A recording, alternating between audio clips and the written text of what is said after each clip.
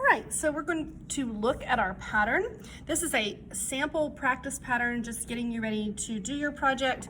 I am going to use a pair of paper scissors, and I'm going to just simply cut out a circle.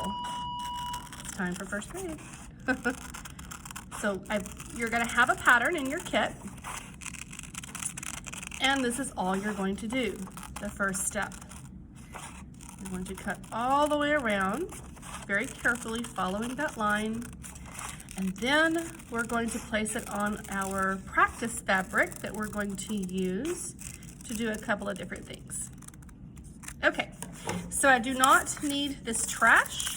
I have a little trash can here, and I'm gonna put my trash in there. Okay, so this is our pattern, and we're gonna practice with this. So now I have a piece of fabric that is going to be my practice fabric. So I'm going to take 2 of my pins, and I'm going to pin. We're gonna do the tuck, tuck, needle stuck, tuck, tuck, needle stuck. I don't wanna rub my fingers across this, but I do wanna make sure that there's no ripples or folds in the fabric. All right, and then I like to go ahead and do it a second time.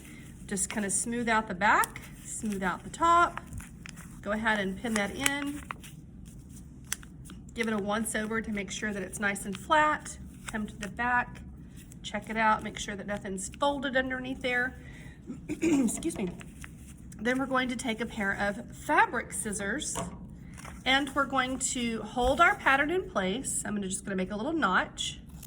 We're gonna hold our pattern in place and follow it around. Now, this pattern does not need to have, 10 pins. It's enough to have 2. You really need to just kind of go slow as you're cutting out your practice fabric and your pattern. I am holding the paper to the fabric as I turn in a circle very, very slowly, because I don't want to have a jagged edge if I can help it. Because the fabric does sort of flop away from the pattern. I do not need this, so once again, it's going to go into my trash can. I'm going to take my pins out and put them back in my pin cushion. I no longer need this pattern either, so I'm going to go ahead and place it into the trash can, and now I have a pattern cut and a piece of fabric in the shape of that pattern. All of those steps need to be completed to get to this final piece.